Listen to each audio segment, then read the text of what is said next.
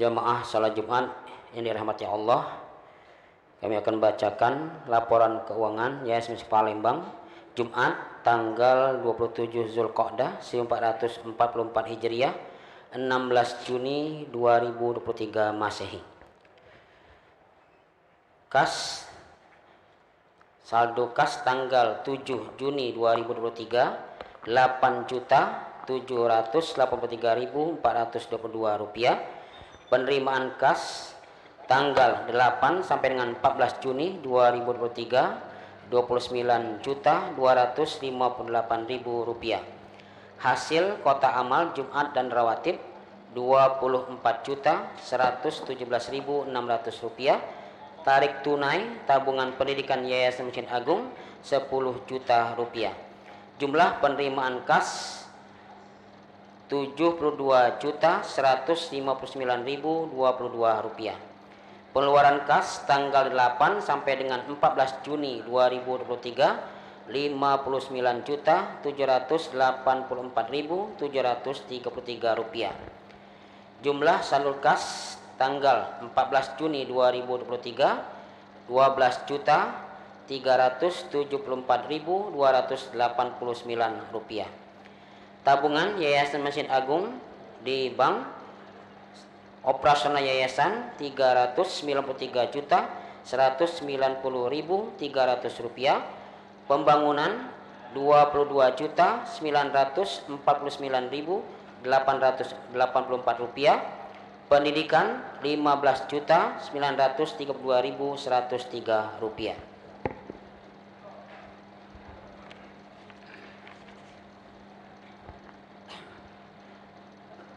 Petugas salat Jumat tanggal 27 Zulqa'dah 1444 Hijriah, 16 Juni 2023 Masehi.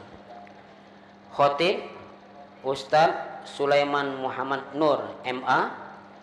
Imam Ustadz Haji Habibi Lutroh Al-Hafiz. Qori Ustadz Haji Mukhlis Bakri SAG MM. Muazin Ustadz Farrozi Amanci. Muraki Ustadz Muhammad Fauzan Aziman. Tausiah subuh Ahad tanggal 29 Zulqa'dah 1444 Hijriah, 18 Juni 2023 Masehi akan disampaikan oleh Al-Ustadz Nabil Imtiaz Idris. Ustadz Nabil Imtiaz Idris. Demikian informasi kami dapat sampaikan. Akhirul kalam, wassalamualaikum warahmatullahi wabarakatuh.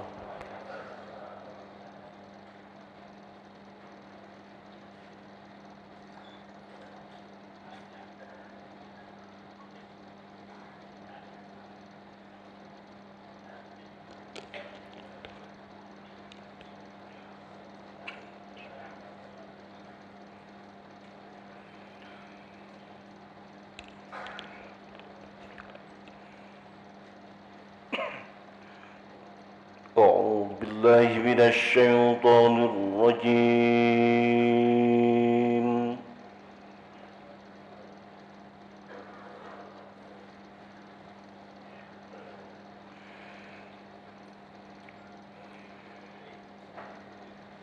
بسم الله الرحمن الرحيم.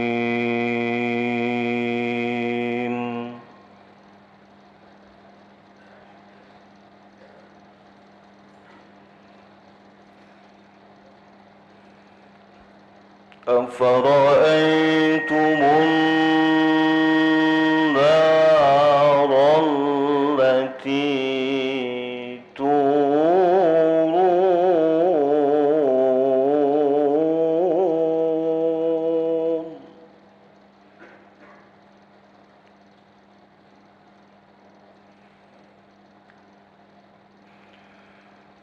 أأنتم أنشأتم شجرتها أم نحن المنشئون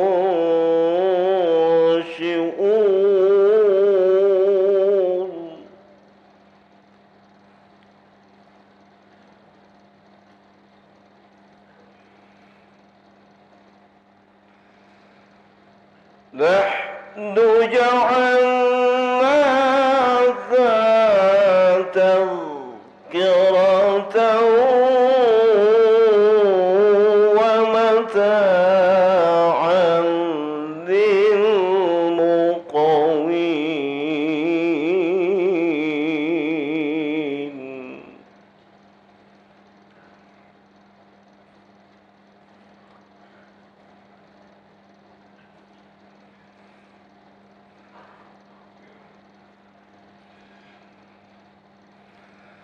فسبح باسم ربك العظيم.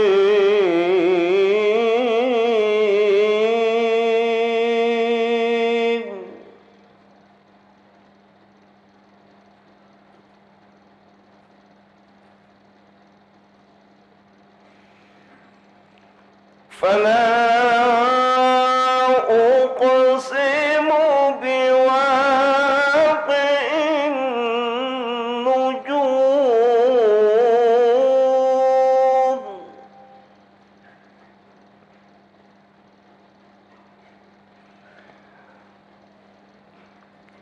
فلا أقسم بمواقع النجوم.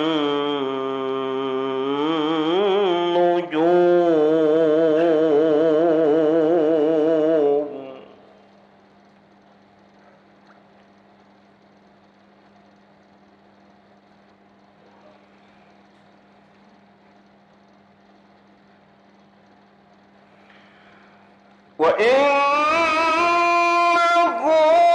لقسم لو تعلمون عظيم. إنه لقرآن كريم.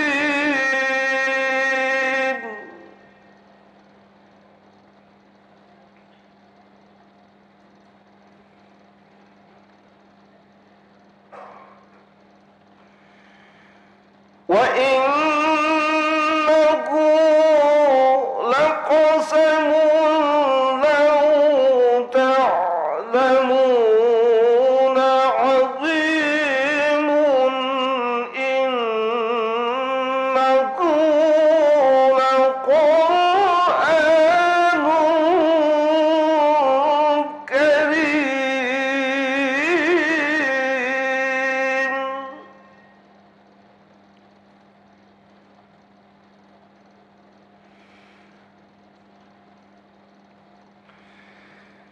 في كتاب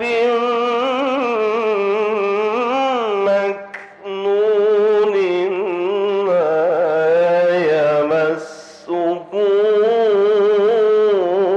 إلا المطهرون.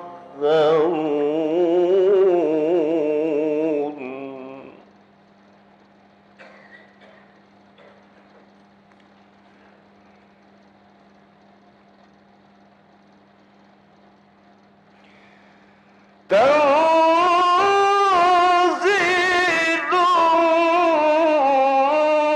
من رب العالمين.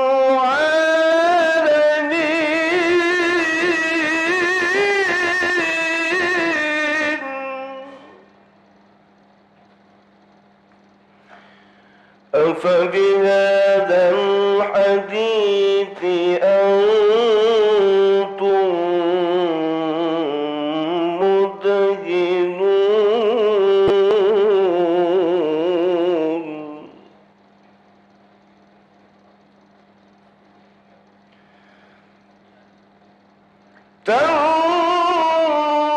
تنزيل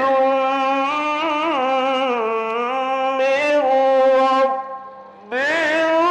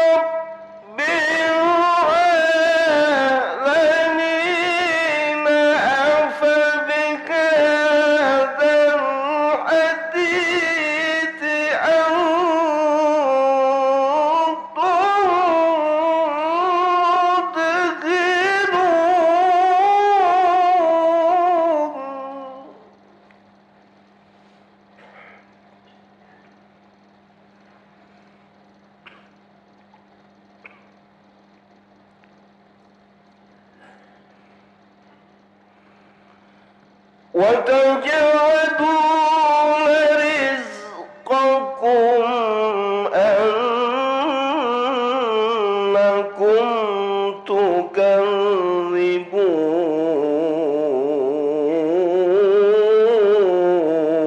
تكذبون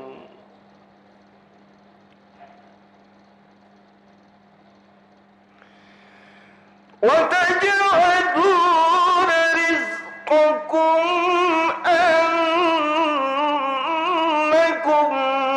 تكذبون فلولا إذا بلغت الحلقوم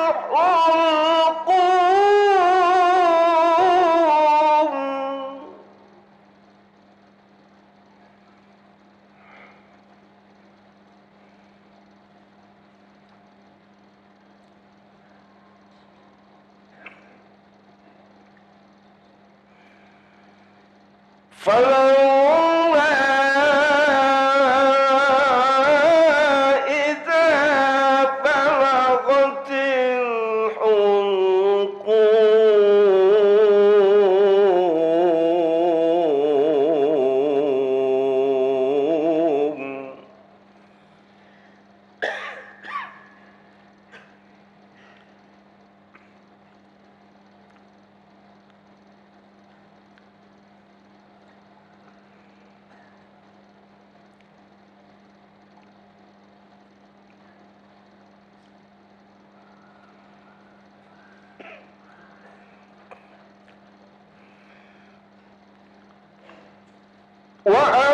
وأنتم حينئذ تنظرون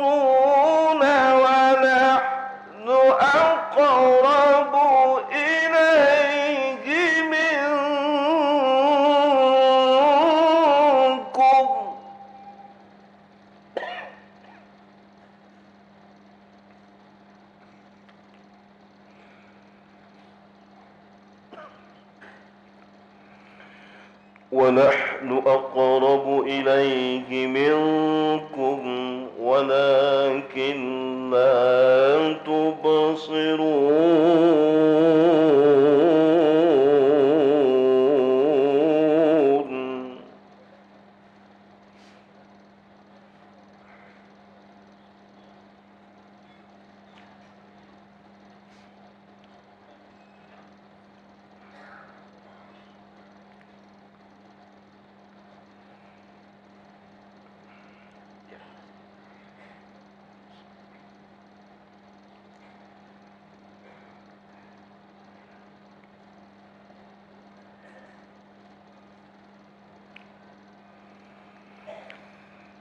ونحن أقرب إليه منكم ولكن لا تبصرون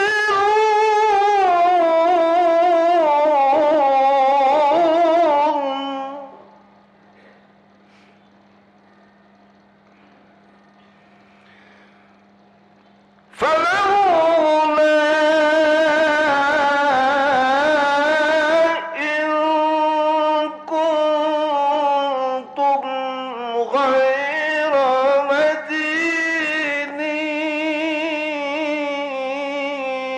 مدينين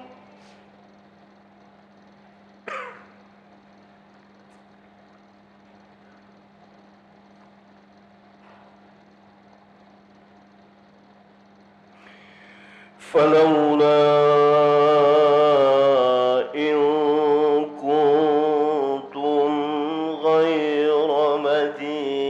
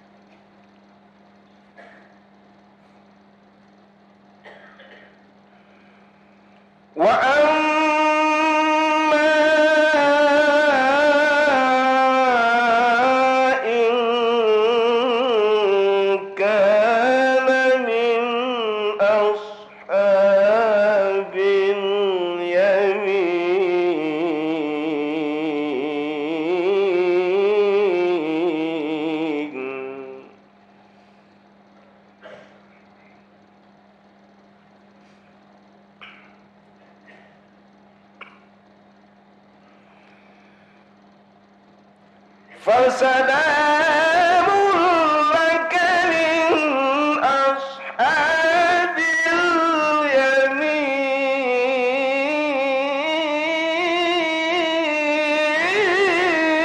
اليمين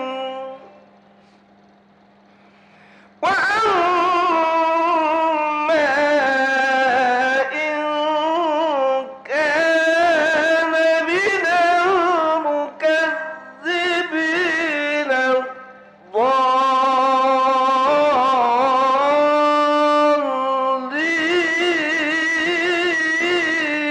الضالين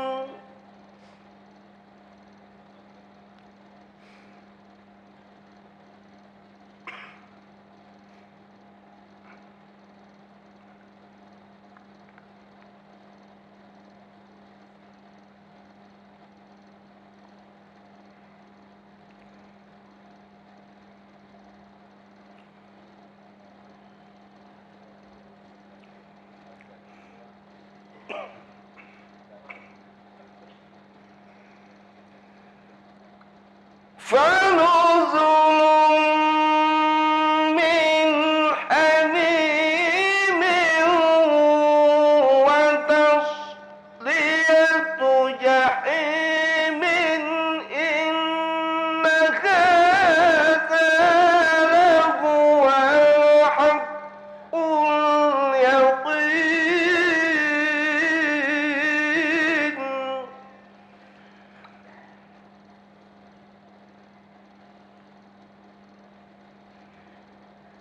إن هذا لهو حق اليقين فسبح باسم ربك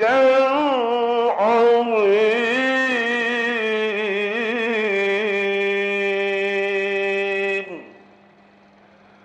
صدق الله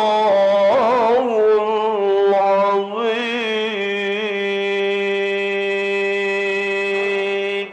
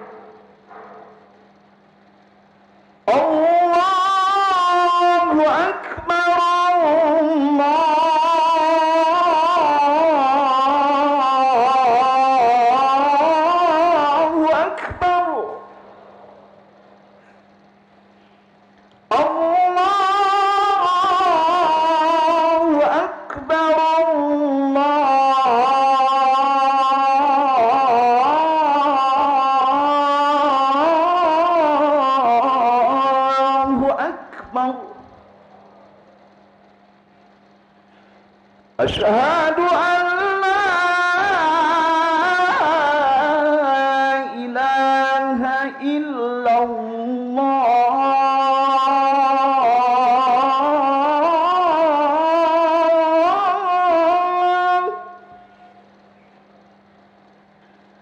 أشهد أن لا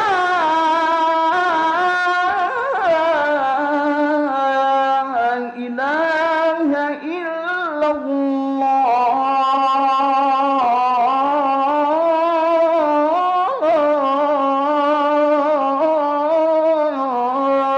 الله أشهد أن محمدًا رسول الله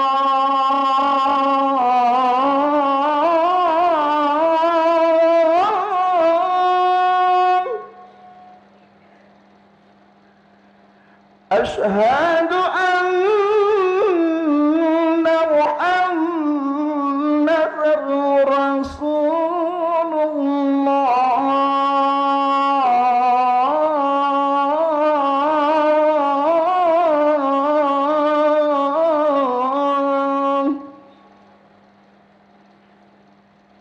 حي على الصلاة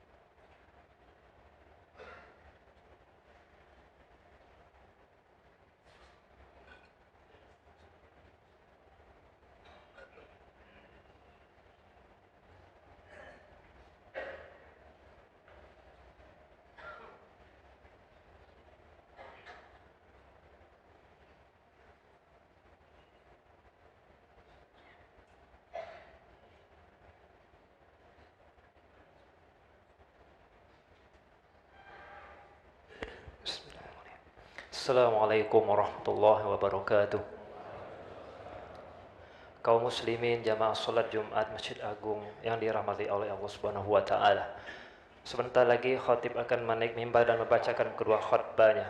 Berkenaan dari itu dari hadis Rasulullah sallallahu alaihi wasallam yang berbunyi An Abi Hurairah radhiyallahu an Rasulullah An Abi Hurairah radhiyallahu an qala Rasulullah sallallahu alaihi wasallam Iza qulta li sahibika ansit wal imamu yakhutubu yaumal jumu'ah faqad lawat, yang artinya dari Abu Hurairah radhiyallahu an Nabi Muhammad sallallahu alaihi wasallam bersabda, barang siapa yang berkata-kata ketika khatib sedang menaik mimbar dan membacakan kedua khutbahnya, maka yang berkata-kata tersebut pahalanya sia-sia belaka. Maka dari itu marilah kita diam dengarkan apa yang akan disampaikan oleh khatib tersebut. Semoga Jumat kita pada hari ini diterima oleh Allah Subhanahu wa taala. Amin ya rabbal alamin.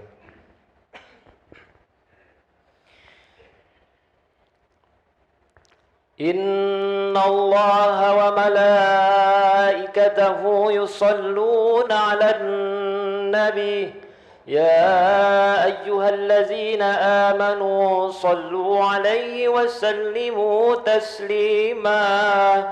Allahumma salli wa sallim ala sayyidina Muhammadin sayyidil mursalin wa ala alihi at-tayyibin at-tahirin wa ashabihi akramin warda anhum ajma'in birahmatika ya arhamar rahimin.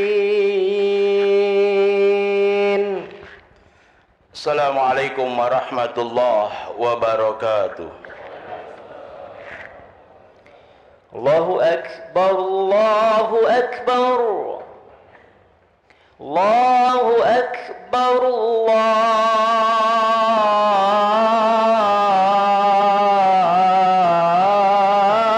akbar. Asyhadu an la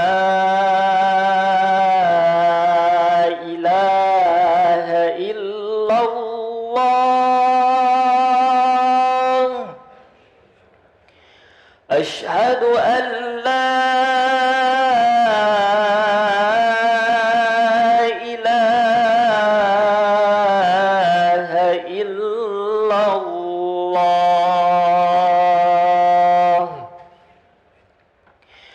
أشهد أن محمدا رسول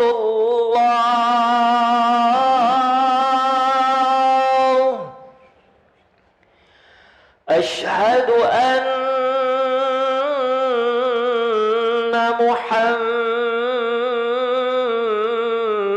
محمدا رسول الله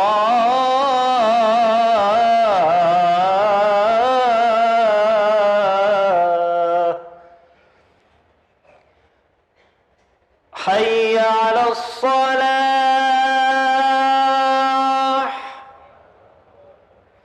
حي على الصلاة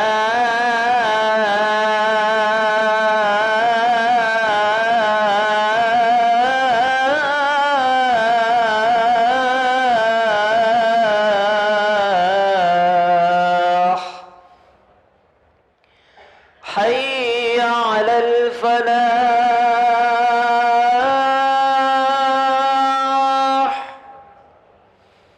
حي على الفلاح.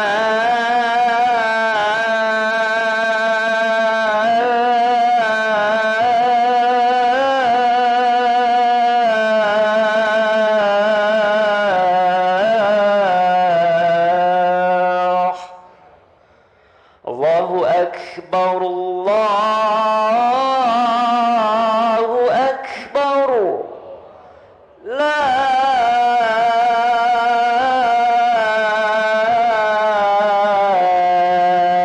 إله إلا الله.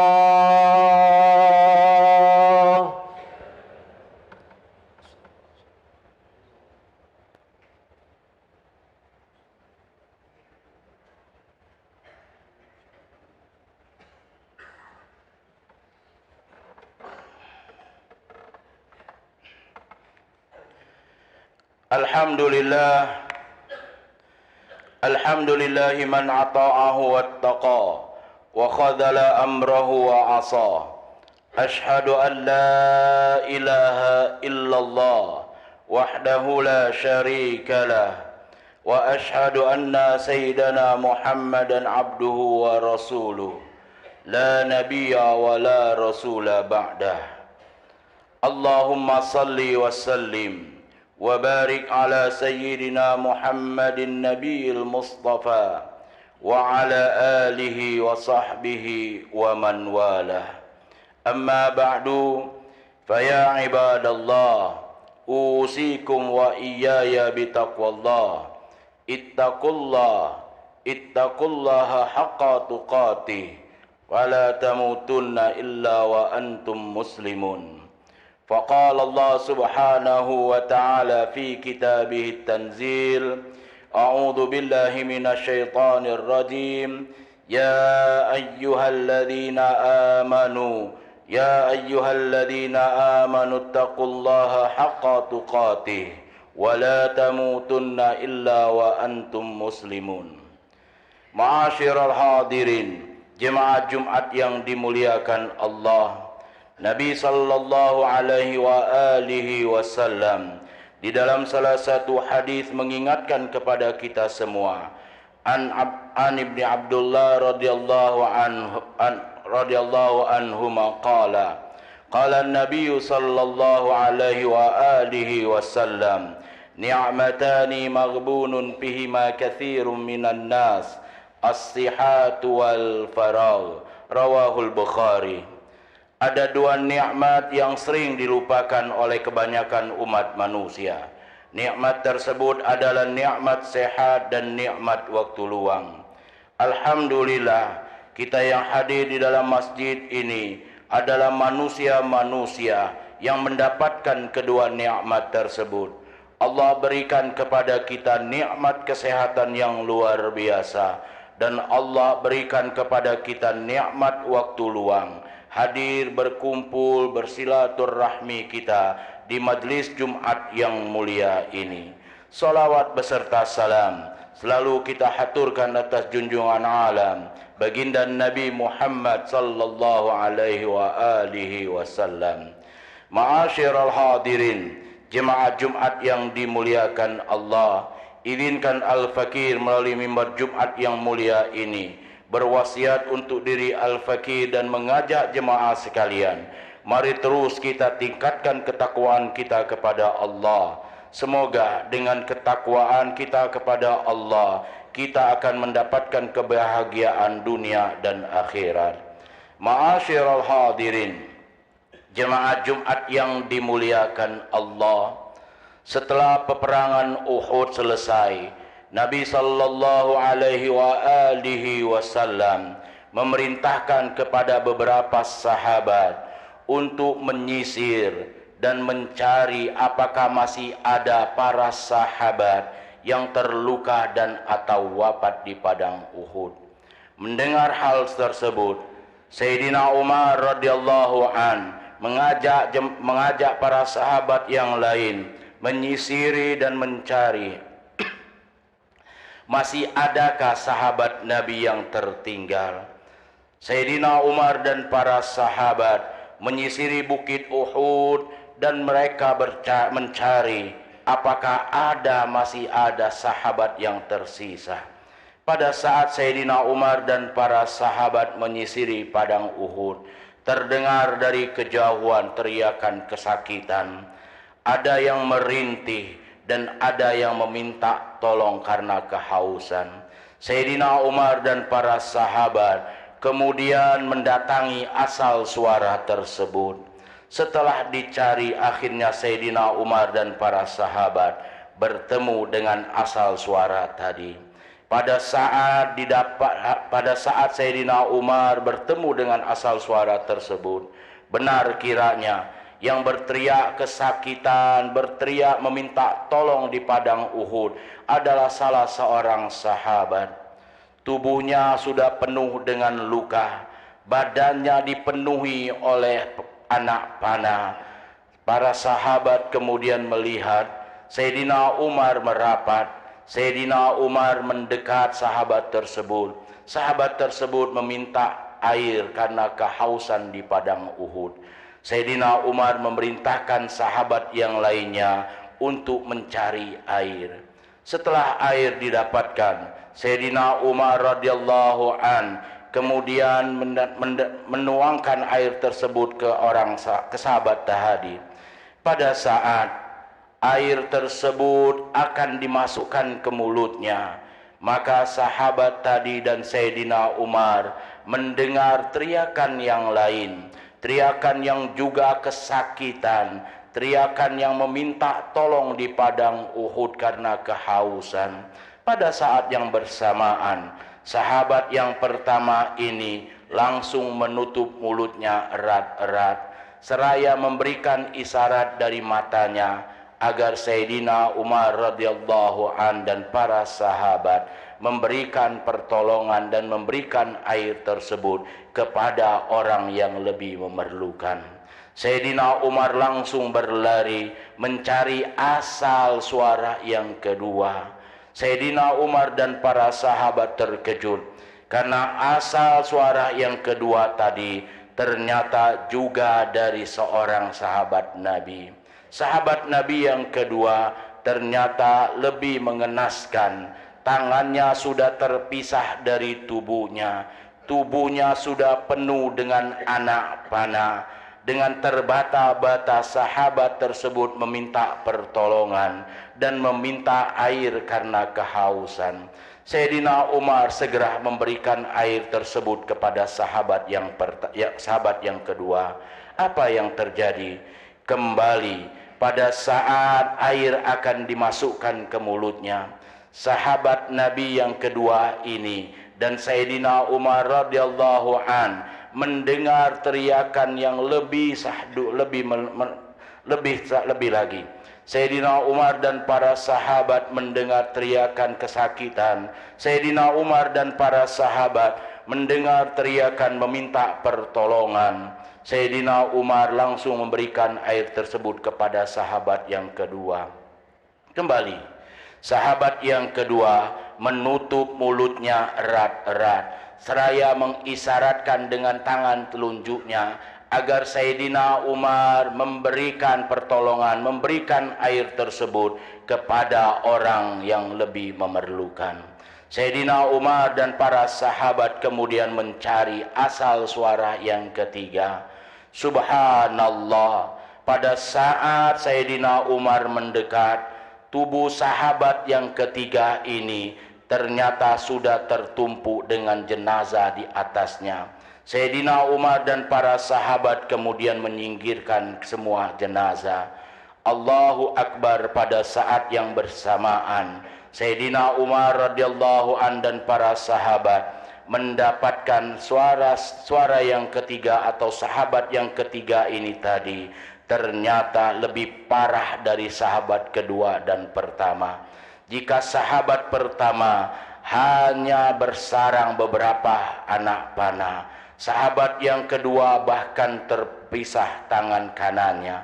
Sahabat yang ketiga, selain tertumpu dengan jenazah-jenazah di atasnya, sahabat yang ketiga ini ternyata tangan sebelah kirinya terputus dan kaki sebelah kanannya pun terpisah dari tubuhnya. Sayyidina Umar radhiyallahu an meneteskan air mata. Segera Sayyidina Umar mendekati sahabat yang ketiga, kemudian memberikan air tadi untuk pertolongan pertama. Pada saat air tersebut akan diberikan kepada sahabat yang ketiga, sahabat yang ketiga ini ternyata sudah menghembuskan napas yang terakhir. Sahabat yang ketiga sudah bertemu dengan syahidnya. Sayyidina Umar berlari mendatangi sahabat yang kedua.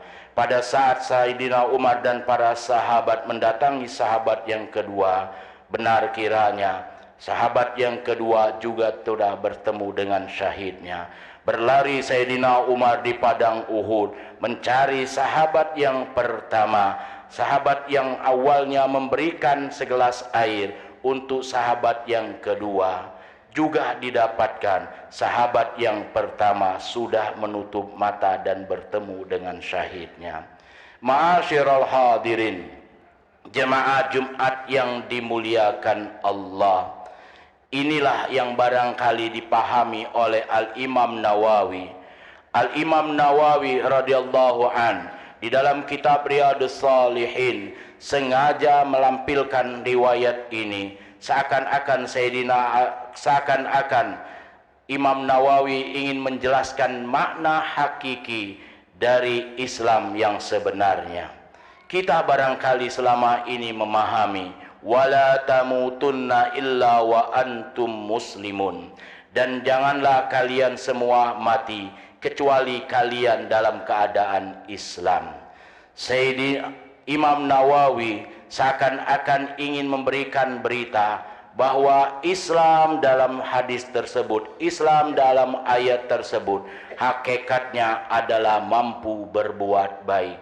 Coba kita perhatikan, sahabat yang pertama, dia memerlukan air di padang Uhud, dia pasti memerlukan pertolongan. Tetapi pada saat ia mendengar teriakan yang lebih memerlukan, padahal dia tidak tahu apakah yang berteriak minta tolong itu sahabat Nabi atau orang kafir, segera sahabat yang pertama memerintahkan Sayyidina Umar untuk terlebih dahulu menolong teriakan yang itu. Kembali pada saat mendapatkan sahabat yang kedua, sahabat yang kedua pun sebenarnya tidak mengetahui asal suara yang ketiga. Apakah yang berteriak minta tolong tersebut, apakah yang berteriak meminta perhatian atau meminta segelas air tersebut umat Islam atau kaum kafir Quraisy. Tetapi mereka memahami makna wala tamutunna illa wa antum muslimun, dan janganlah kalian mati kecuali kalian dalam keadaan Islam. Nabi sallallahu alaihi wasallam di dalam salah satu hadis kemudian mengingatkan kepada kita, al muslimu man salimal muslimuna min lisanihi wa yadihi, rawahul Bukhari. Seorang muslim adalah orang yang terhindar dari perbuatan tangan dan mulutnya, keselamatan bagi muslim yang lain. Inilah barangkali yang dimaknai dengan wala tamutunna illa wa antum muslimun. Mereka sanggup berbuat baik walaupun mereka lebih memerlukan. Oleh karena itu, ma'asyiral hadirin, jemaah Jumat yang dimuliakan Allah, hari ini kita berada di Jumat terakhir dari bulan Zulqaidah. Sebentar lagi kita akan memasuki bulan Zulhijjah. Pertanyaan besar untuk kita. Kita mengetahui bahwa bulan Zulhijjah adalah bulan salah satu di antaranya kita beribadah kurban di dalamnya. Pertanyaan, kalau tahun kemarin, tahun sebelum-sebelumnya kita adalah penerima kurban, mampukah hari ini kita menjadi orang yang memberikan kurban? Kalau tahun-tahun dahulu atau mungkin sekarang kita memiliki kendaraan, kita memiliki harta, kendaraan yang kita pakai mungkin hanya akan mengantarkan kita dari rumah ke kantor, dari rumah ke pasar. Mari kita ingat kembali bahwa hewan kurban yang kita sembelih, hewan kurban yang kita kurbankan di bulan Zulhijjah, hakikatnya adalah kendaraan yang ternyata akan menghantarkan kita ke dalam surganya Allah Subhanahu wa ta'ala. Oleh karena itu, ma'asyiral hadirin, segenap jemaah Jumat yang dimuliakan Allah, mungkin kita bisa membela diri, mungkin kita bisa bela-belain untuk membeli satu unit mobil. Tapi coba hari ini kita pun pertanyakan diri kita, mampukah kita membeli seekor hewan kurban? Jika kita masih mampu membeli seekor hewan kurban. Artinya kita termasuk orang-orang yang beribadah kepada Allah, yang mampu menjadi Islam sebenarnya. Ma'asyiral hadirin, segenap jemaat Jumat yang dimuliakan Allah, mari kita semua niatkan di dalam hati kita bahwa tahun ini kita tidak lagi penerima hewan kurban, tetapi tahun ini kita adalah pemberi dari hewan kurban. Insya Allah, jika sudah kita niatkan, Allah Subhanahu wa Ta'ala, pemilik alam semesta ini, akan memberikan jalan bagi kita semua untuk kita mendapatkan kesempatan berkurban pada tahun ini. Hadanallahu wa iyyakum ajmain. Semoga Allah berkahi majlis kita, semoga Allah luaskan rezeki kita, dan semoga Allah Subhanahu wa Ta'ala mudahkan setiap langkah dan niat kita di jalan Allah. A'udzu billahi minasyaitonir rajim. Bismillahirrahmanirrahim. Ya ayyuhalladzina amanu taqullaha haqqa tuqatih wa la tamutunna illa wa antum muslimun. Barakallahu li wa lakum fil Qur'anil azim wa nafa'ani wa iyyakum bima fihi minal ayati wa dzikril hakim wa taqabbala minni wa minkum tilawatah innahu huwal ghafurur rahim. اللهم صل وسلم على سيدنا محمد وعلى آل سيدنا محمد.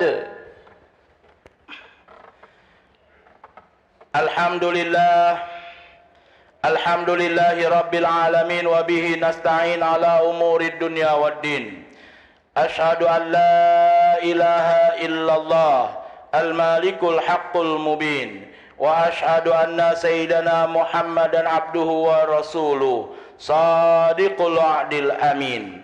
Allahumma salli wa sallim wa barik wa karim wa adim ala sayyidina Muhammadin nabiyil amin, imamil muttaqin wa jaddal hasani wal husin wa ala alihi wa ashabi wa man tabi'ahum bi ihsanin ila yaumiddin.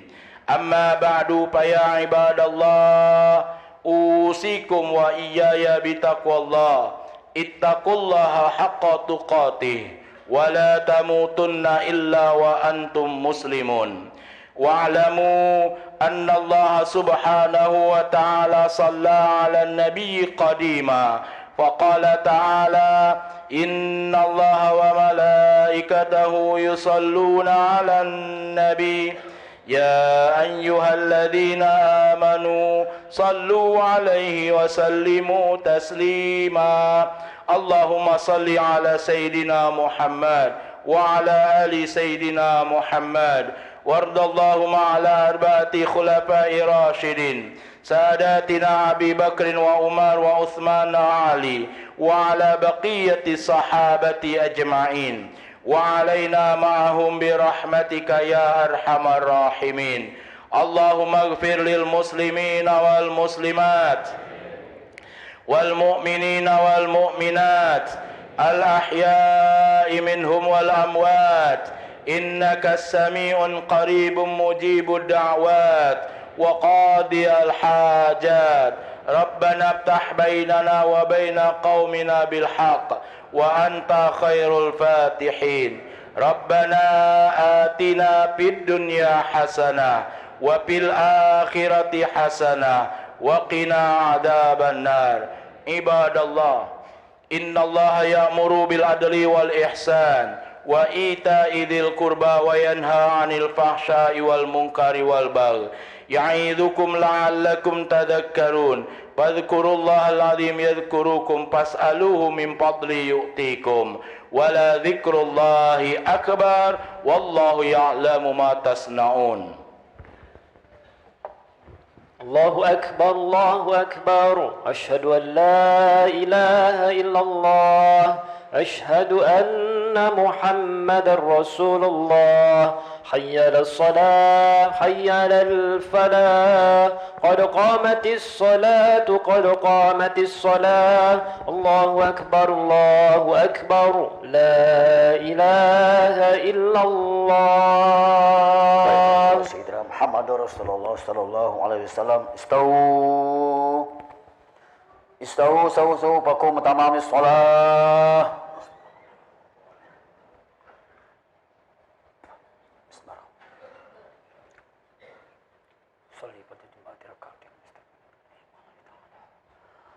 Allahu Akbar. Alhamdulillah.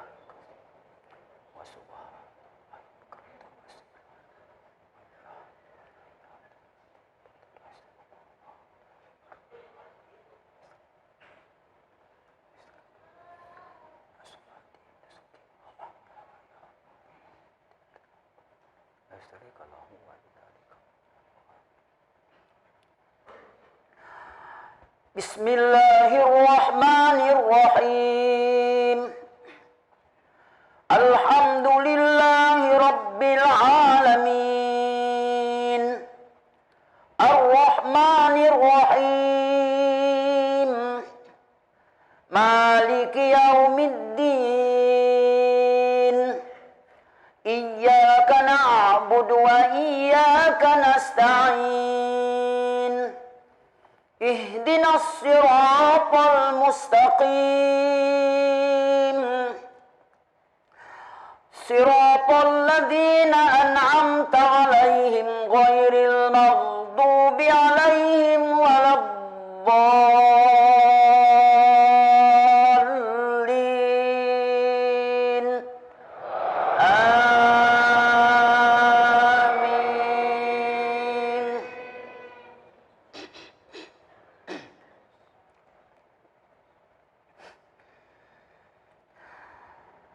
Bismillahirrahmanirrahim.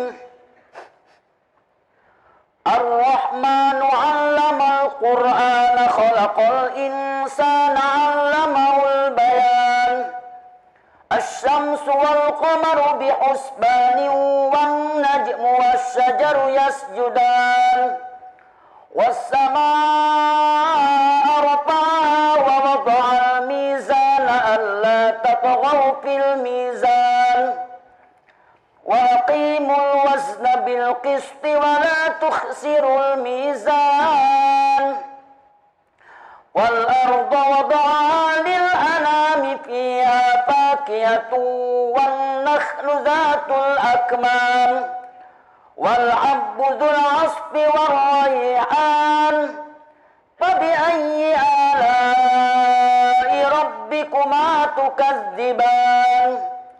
Khalaqal insana min salsalin kal fakhar. Wa khalaqal janna min marijin min nar. Fabi'ayyi ala'i rabbikuma tukadziban.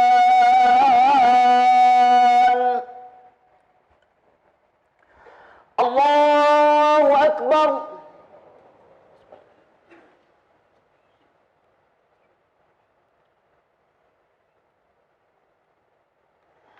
Sami'allahu liman hamidah. Allahu Akbar.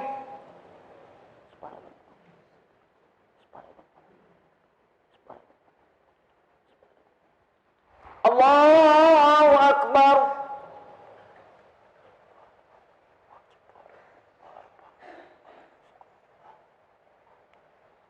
Allahu Akbar.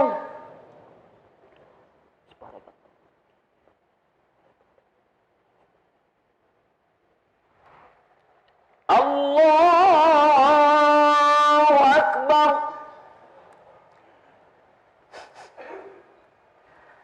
Bismillahirrahmanirrahim.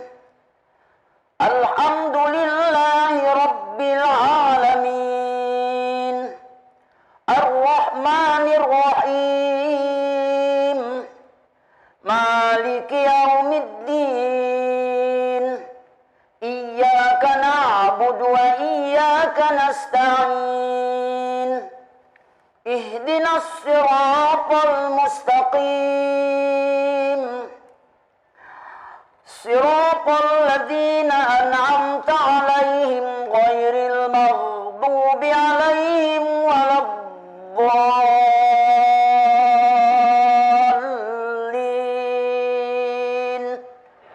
آمين.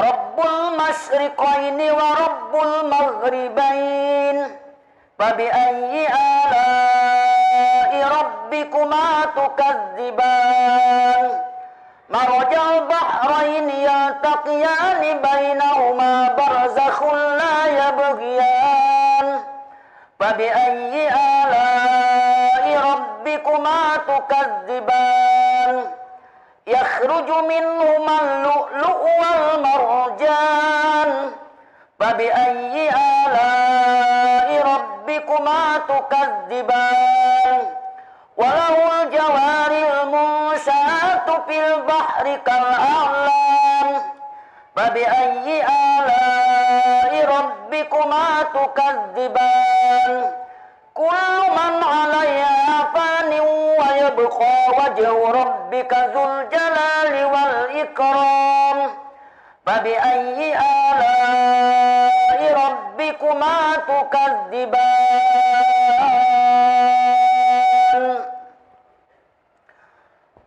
الله أكبر.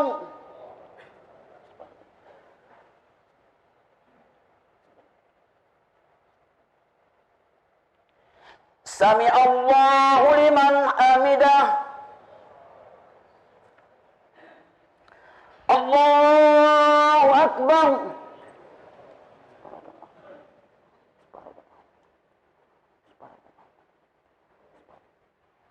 الله أكبر.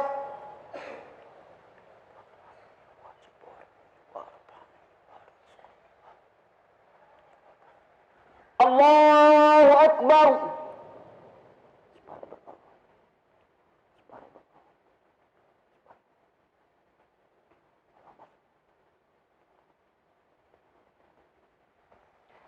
الله أكبر.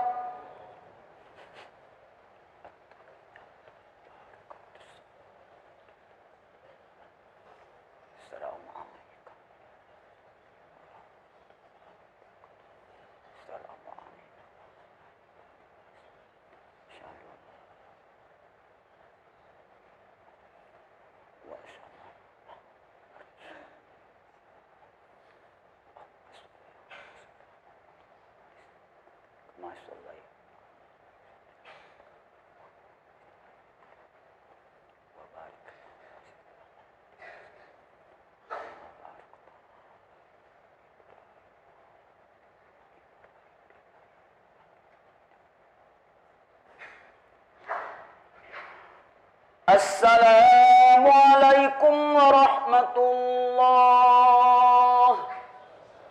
السلام عليكم ورحمة الله.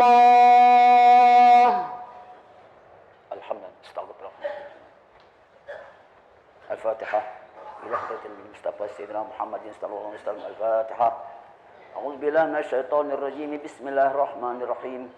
الحمد لله رب العالمين الرحمن الرحيم مالك يوم الدين إياك نعبد وإياك نستعين اهدنا الصراط المستقيم صراط الذين أنعمت عليهم غير المغضوب عليهم ولا الضالين آمين. بسم الله الرحمن الرحيم. الحمد لله رب العالمين الرحمن الرحيم مالك يوم الدين إياك نعبد وإياك نستعين اهدنا الصراط المستقيم صراط الذين أنعمت عليهم غير المغضوب عليهم ولا الضالين آمين. بسم الله الرحمن الرحيم. الحمد لله رب العالمين الرحمن الرحيم مالك يوم الدين إياك نعبد وإياك نستعين اهدنا الصراط المستقيم صراط الذين أنعمت عليهم غير المغضوب عليهم ولا الضالين آمين. بسم الله الرحمن الرحيم الحمد لله رب العالمين الرحمن الرحيم مالك يوم الدين إياك نعبد وإياك نستعين اهدنا الصراط المستقيم صراط الذين أنعمت عليهم غير المغضوب عليهم ولا الضالين آمين. بسم الله الرحمن الرحيم الحمد لله رب العالمين الرحمن الرحيم مالك يوم الدين إياك نعبد وإياك نستعين اهدنا الصراط المستقيم صراط الذين أنعمت عليهم غير المغضوب عليهم ولا الضالين آمين. بسم الله الرحمن الرحيم الحمد لله رب العالمين الرحمن الرحيم مالك يوم الدين إياك نعبد وإياك نستعين اهدنا الصراط المستقيم صراط الذين أنعمت عليهم غير المغضوب عليهم ولا الضالين آمين. بسم الله الرحمن الرحيم الحمد لله رب العالمين الرحمن الرحيم مالك يوم الدين إياك نعبد وإياك نستعين اهدنا الصراط المستقيم صراط الذين أنعمت عليهم غير المغضوب عليهم ولا الضالين آمين. بسم الله الرحمن الرحيم قل هو الله أحد الله الصمد لم يلد ولم يولد ولم يكن له كفوا أحد. بسم الله الرحمن الرحيم قل هو الله أحد الله الصمد لم يلد ولم يولد ولم يكن له كفوا أحد. بسم الله الرحمن الرحيم قل هو الله أحد الله الصمد لم يلد ولم يولد ولم يكن له كفوا أحد. بسم الله الرحمن الرحيم قل هو الله أحد الله الصمد لم يلد ولم يولد ولم يكن له كفوا أحد. بسم الله الرحمن الرحيم قل هو الله أحد الله الصمد لم يلد ولم يولد ولم يكن له كفوا أحد. بسم الله الرحمن الرحيم قل هو الله أحد الله الصمد لم يلد ولم يولد ولم يكن له كفوا أحد. بسم الله الرحمن الرحيم قل هو الله أحد الله الصمد لم يلد ولم يولد ولم يكن له كفوا أحد. بسم الله الرحمن الرحيم قل أعوذ برب الفلق من شر ما خلق ومن شر غاسق إذا وقب ومن شر النفاثات في العقد ومن شر حاسد إذا حسد. بسم الله الرحمن الرحيم قل أعوذ برب الفلق من شر ما خلق ومن شر غاسق إذا وقب ومن شر النفاثات في العقد ومن شر حاسد إذا حسد. بسم الله الرحمن الرحيم قل أعوذ برب الفلق من شر ما خلق ومن شر غاسق إذا وقب ومن شر النفاثات في العقد ومن شر حاسد إذا حسد. بسم الله الرحمن الرحيم قل أعوذ برب الفلق من شر ما خلق ومن شر غاسق إذا وقب ومن شر النفاثات في العقد ومن شر حاسد إذا حسد. بسم الله الرحمن الرحيم قل أعوذ برب الفلق من شر ما خلق ومن شر غاسق إذا وقب ومن شر النفاثات في العقد ومن شر حاسد إذا حسد. بسم الله الرحمن الرحيم قل أعوذ برب الفلق من شر ما خلق ومن شر غاسق إذا وقب ومن شر النفاثات في العقد ومن شر حاسد إذا حسد.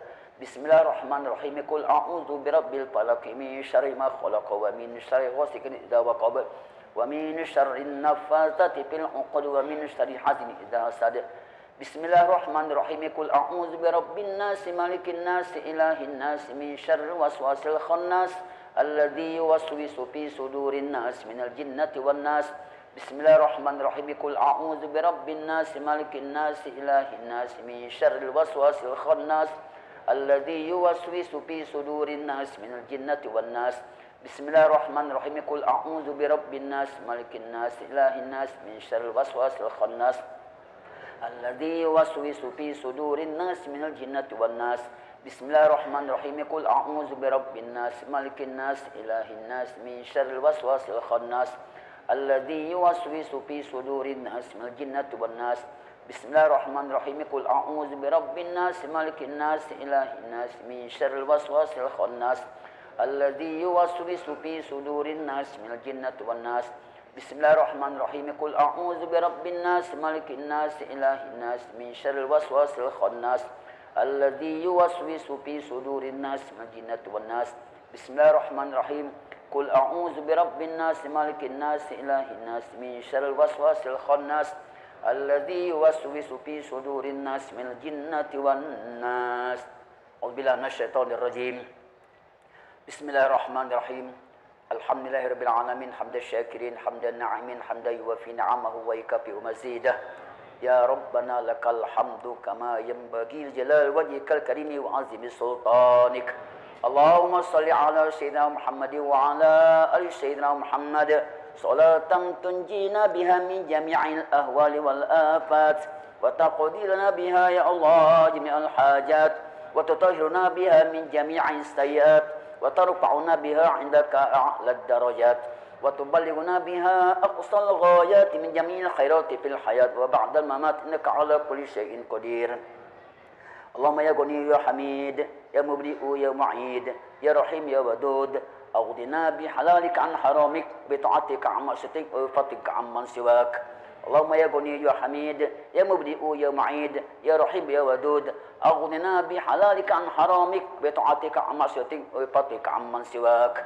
اللهم يا غني يا حميد يا مبدئ يا معيد يا رحيم يا ودود أغننا بحلالك عن حرامك بطاعتك عن معصيتك وبفضلك عمن سواك اللهم يا غني يا حميد يا مبدئ يا معيد يا رحيم يا ودود أغننا بحلالك عن حرامك وبطاعتك عن معصيتك وبفضلك عمن سواك اللهم اغفر لنا ذنوبنا ولوالدينا وارحمهم كما ربونا صغارا ولجميع المسلمين والمسلمات والمؤمنين والمؤمنات الأحياء منهم والأموات برحمتك يا أرحم الراحمين اللهم إنا نسألك رضاك والجنة ونعوذ بك من سخطك والنار اللهم إنك عفو كريم تحب العفو فاعف عنا يا كريم ربنا آتنا من لدنك رحمة وهيئ لنا من أمرنا رشدا ربنا لا تزغ قلوبنا بعد إذ هديتنا وهب لنا من لدنك رحمة إنك أنت الوهاب ربنا آتنا في الدنيا حسنة وفي الآخرة حسنة وقنا عذاب النار وقنا عذاب النار وقنا عذاب النار يا عزيز يا غفار يا رحمن ويا رحيم يا رب العالمين صلى الله على سيدنا محمد النبي الأمي وعلى آله وصحبه أجمعين سبحان ربك رب العزة عما يصفون وسلام على المرسلين والحمد لله رب العالمين الفاتحة الحمد لله الرحمن الرحيم مالك يوم الدين إياك نعبد وإياك نستعين اهدنا الصراط المستقيم صراط الذين أنعمت عليهم غير المغضوب عليهم ولا الضالين آمين آمين يا الله آمين يا رحمن آمين يا رحيم آمين يا مجيب دعاء السائلين برحمتك يا أرحم الراحمين اللهم عافنا من كل بلاء الدنيا وعذاب الآخرة واصرف عنا بحق القرآن العظيم ونبيك الكريم شر الدنيا وشر الآخرة غفر الله لنا ولهم برحمتك يا أرحم الراحمين دعواهم فيها سبحانك اللهم وتحياتهم فيها سلام وآخر دعواهم أن الحمد لله رب العالمين صلى الله على محمد